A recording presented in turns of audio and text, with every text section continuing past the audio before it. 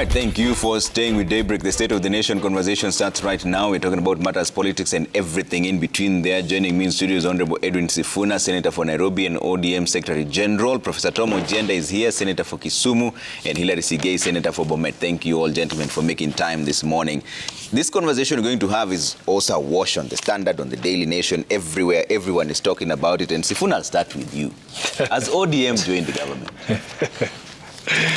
No, ODM has not joined government. And Trevor, I want to thank all the Kenyans across the world who have reached out to me to try and understand what is going on. I want to just say that, first of all, as the Secretary General of ODM, I sit in all organs of the party. And that as SG of ODM, I am the spokesperson of all of those organs of the party. Kenyans at this particular moment in time, they just want someone to level with them and tell them the truth. Of course, there's been a lot of speculation as to the import of what happened yesterday. But the truth of the matter is that there is no decision of any organ of ODM that I sit in to join the Ruto government. In fact, ever since the meeting at KICC, where the first product of the NADCO conversation was being birthed, the signature on the IEBC Act, I think there has been a deliberate effort to misrepresent the position of the party, especially in the print media.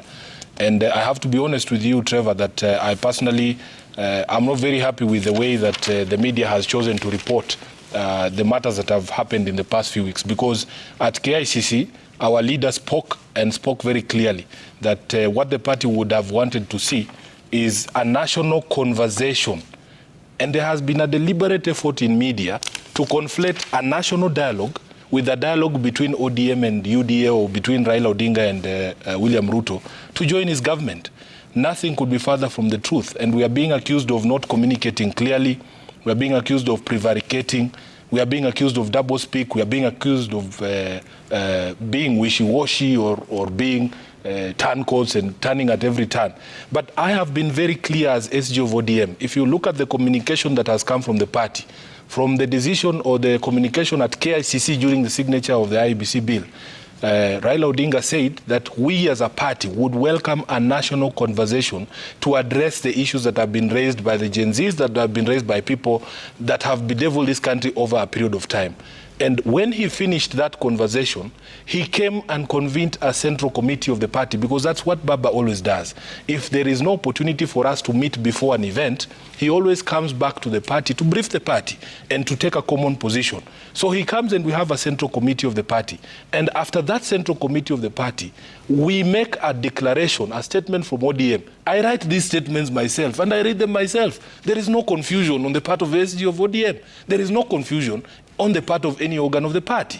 We say that for us, the most important conversation is to have a dialogue amongst ourselves as Kenyans, not a table where it is ODM and UDA, but a table where all Kenyans are there. And I remember saying in that statement that we will go to any table as ODM to have a conversation about the issues that have arisen, the issues that have bedeviled this country for a long time. If it is tribalism, it is unemployment, it is all of those things, the quest for justice and social inclusion. We said we would go to any table. We also said, Trevor, that we would not object to any person being on that table.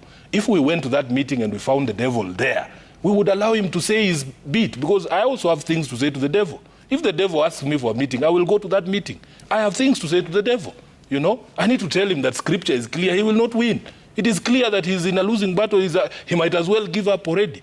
And the Bible tells me that God himself, in the book of Job, has conversations with the devil. You cannot tell me there's a table that I cannot go to. So we make it very clear that we will not object. If we get to that table and we find Tom Ojienda there, I will not say I don't want to see Tom Ojienda there. Okay. I want to have a conversation with him. There is a second meeting, Trevor. This time, of the Central Committee, of the PG, of the National Executive Committee of ODM. Yeah. If you look at the ODM party constitution, it is the responsibility of the Secretary General, Sifuna, for this instance, to take the minutes of those meetings and to read the declarations of those meetings. On that particular day, I was actually supposed to be on a flight at 6 p.m. to Italy. There was a conversation I was going to Lake Como. I read the resolutions of ODM as passed by the joint PG and NEC, and in none of those resolutions was there a resolution to join the Ruto government. Okay. So what has happened is this. I, as a lawyer, understand that the president has a prerogative to nominate any person to his cabinet. Any person. So if he has been having conversations with John Mbadi, you will not get me to say anything bad about John Mbadi. He's a man that I've worked with in ODM for a very long time. But if he is honest, he will tell you there was no resolution of any organ of a party because he sits in his organs of a party. Okay. For him to join government, he has been tapped by the president. He has accepted. Yeah. So we don't begrudge these 4 people. But for you to conflate and say ODM has joined government is to tell an open lie. So why is this an open lie when the chairman, who is John Mbadi, yes, is in cabinet? Now, the two deputies, wait. The yes, 2 deputies, Ali Hassan Joho, Wycliffe Oparanya, are in cabinet. The minority leader, Opiyo Wandayi, yes, is in cabinet. That's what I'm telling you. So how can you then say that you've not joined government? This is what I want to tell you. ODM is not the SG. I am not ODM. The party chairman is not ODM. ODM is a movement of people, over 5 million Kenyans who are registered members of ODM. And there is a way in which organizations such as ODM make a decision. Let me tell you, Trevor, why we were insisting on having a conversation before any of these things happen. Because right now, like Sifuna, I eat, dream, and leave ODM. If today I find myself seated next to Kindiki in cabinet, to discuss what are we going to implement, because a conversation would have happened in which we would have agreed that, first of all, the president is going to rip up his bottom-up manifesto, and then we are going to rip up our Azimio manifesto. We come up with a document that encompasses the beliefs and the priorities of both political parties. What manifesto are these people going to implement? I heard the president very clearly yesterday. He said they are going to implement the bottom-up transformative manifesto. And I can assure you, Mbadi has no idea what bottom-up means because he's a member of ODM. I know him. So for us, we needed to have a conversation first, to have a document that says, this is what we're going to do and this is the priority areas. For ODM, our priority areas have never changed. We are a pro-people party. We are not going there to talk about all these other things. For instance, Trevor, I as SG of ODM hold that the first thing I would do in government is to roll back all the taxation that has been imposed by this government. Is John Mbadi going to be able to do that as a cabinet secretary for treasury? Without a framework, without a conversation. So do they have the blessing of the party? They do not. The position that we gave in the statement that I issued 2 days ago is that they are going to join government in their individual capacities. And we don't begrudge them. In fact, I wish them well. But for you to conflate and say that this is the decision of ODM or that ODM has joined a party or a government, you have to show me a document. Because when there are negotiations to form a coalition government, and these two, luckily for me, both of them are lawyers, there has to be an instrument that lays out the nature of the relationship and what we aim to achieve together. So will they be facing disciplinary like what Ogienda and the rest went? That is not a decision for Sifuna. I speak for organs of the party, and I can tell you that there has not been any meeting of any organs of the party after the conversation that has happened yesterday. So we will be briefing the public because there's nothing to hide. Okay. Ogienda, who do we believe? The Secretary General is saying they have not joined the government, but we can see the entire leadership of ODM joining government. Thank you, Trevor. Trevor, let me greet Kenyans and say that this is a great day when the prophecies that we have continued to make over the years have come to pass. Trevor, we believe that inter-party coalitions and inter-party interactions as contemplated under Section 8 of the Political Parties Act must happen. And the reality is that the ODM party, through a process called rapprochement, we used to have, they've grown closer, and finally, ODM and UDA are working together. I say this because it is not possible that in a democracy, the two deputy chairs of a political party, the chair of a political party, and the minority leader of a political party, my good friend, the leader of minority, Opiyo Wandayi, can join government without knowledge of the SG. The SG, by the way, is a vibrant, very vibrant leader. And as he says, he sits in the Central Committee. All these 4 appointees, the topmost, in fact, the leadership of ODM, I'm sure, sit in the Central Committee or know what goes on at the Central Committee. And let me tell you, there's no way these 4 appointees would have joined government without the nod of the leader of the party, Baba. And I think in as much as my learned friend and colleague SG Sifuna is castigating the newspapers have in the headlines His Excellency William Ruto and the leader of ODM, Raila Odinga, walking hand in hand, and then the other photos on the side. I think there can be no mistake that the president cannot pluck appointments under Article 152 of the Constitution without knowledge of the leader of the party.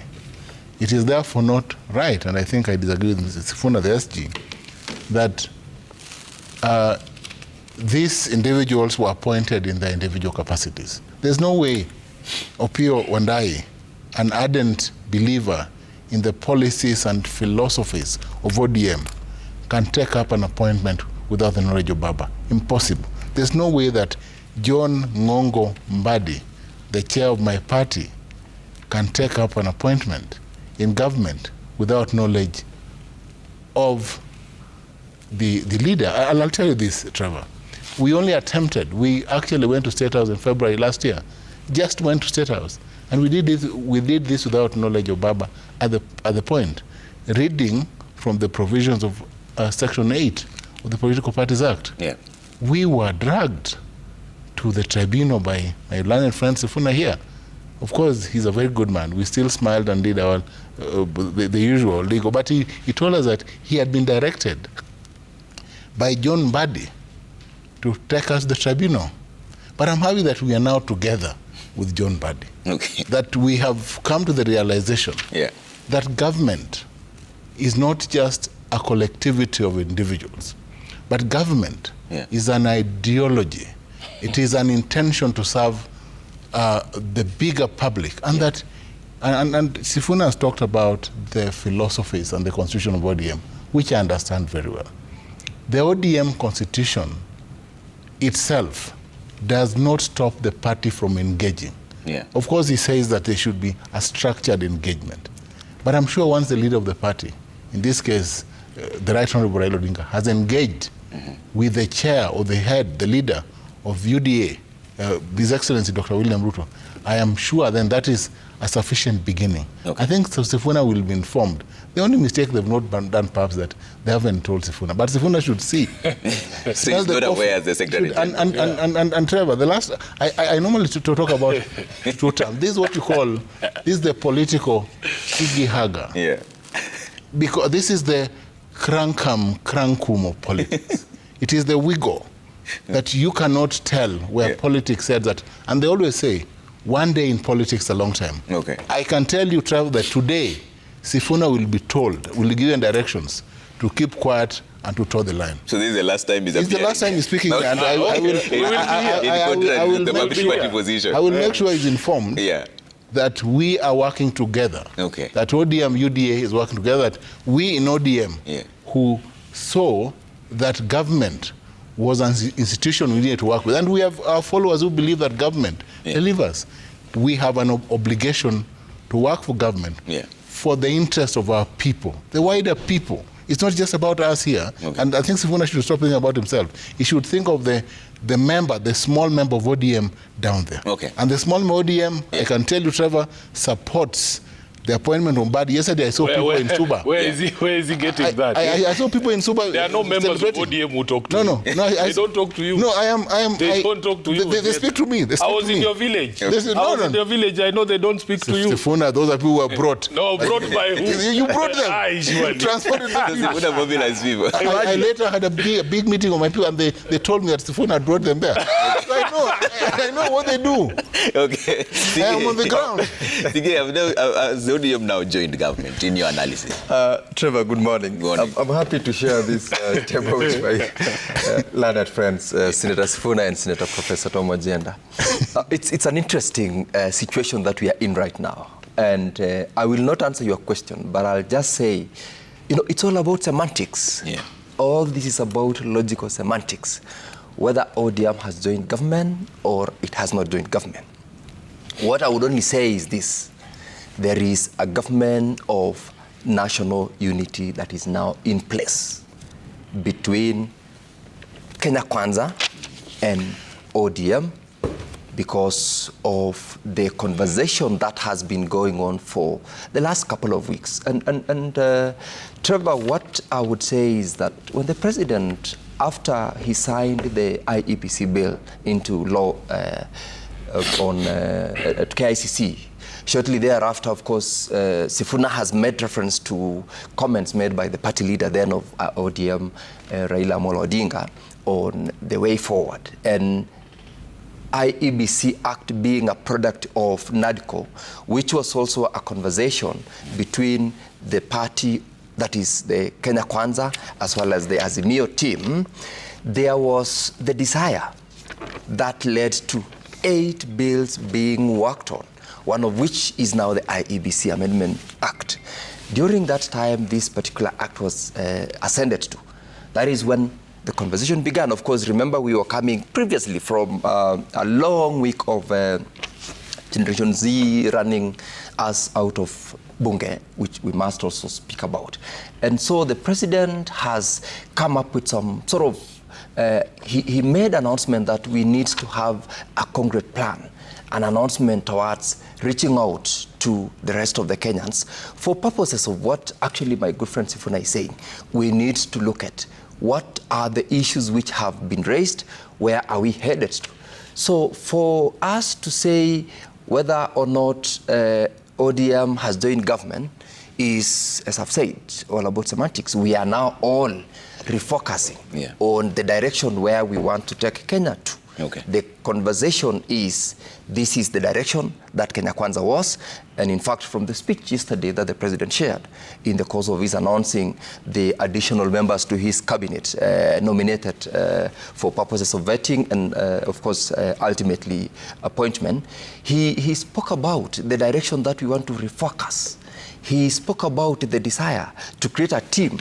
Actually now he's building up and he's assembling a team of Kenyans competent to spearhead the bottom-up agenda. Okay. And as a matter of fact, it is this, the speech of the president vis-a-vis the concerns that were raised by Kenyans, vis-a-vis the recommendations that NADCO committee came, that we are now saying we are all sitting down as Kenyans to have a broad-based government of national unity that is going to look into Kenya going forward.